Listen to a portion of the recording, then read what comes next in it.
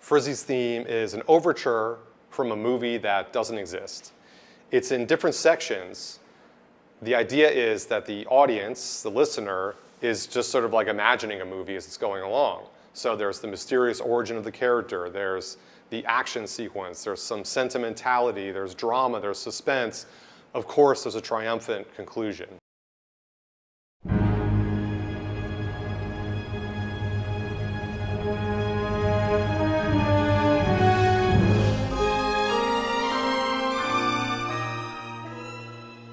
So another challenge was, how do you make movie music when there's no movie?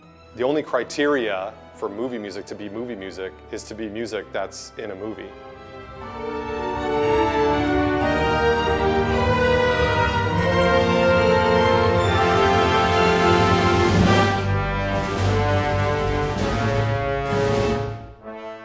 There's a lot of movies, of course, that use pre-existing music. 2001: A Space Odyssey is a great example. The Shining. When I was a kid, my first exposure to Carl Orff's Carmina Burana was in John Boorman's super trippy King Arthur movie, Excalibur.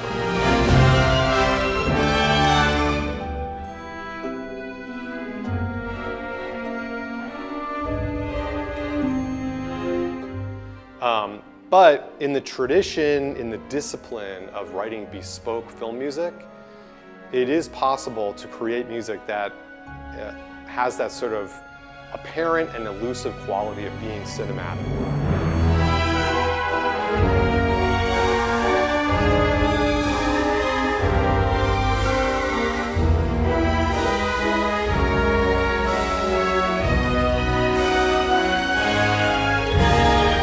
So the intention was to create something immediately recognizable, sort of like when you hear Danny Elfman's theme from Batman, or Yoda's theme, or Darth Vader's theme from The Empire Strikes Back. It had to be simple, it had to be mysterious, but most importantly, it had to be open-ended so that it could be reworked in different contexts. So of course, we wanted to acknowledge the greats in the Frzy theme. There's a little flavor maybe of John Williams in there. Frzy and I are both big Star Wars fans, for example. But the intention wasn't to make the music sound like John Williams wrote it.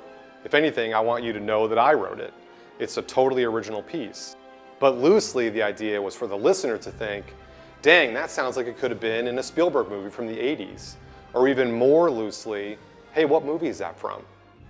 So, since I grew up in the 80s, I tapped into my own creative psyche, and I attempted to pull out vibes from the film music that spoke to me most directly.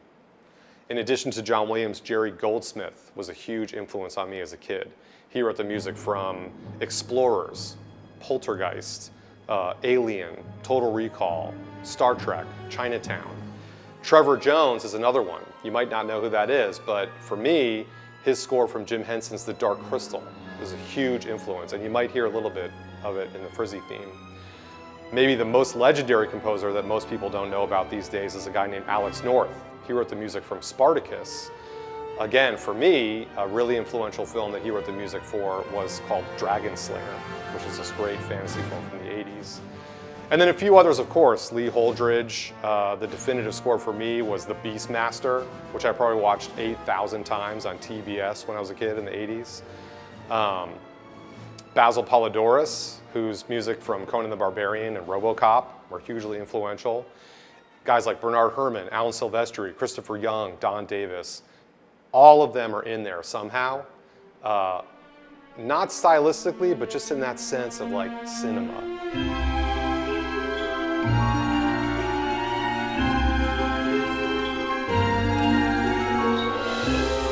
So for this project, Frzy and I are super excited to work with the Grammy-nominated Budapest Scoring Orchestra.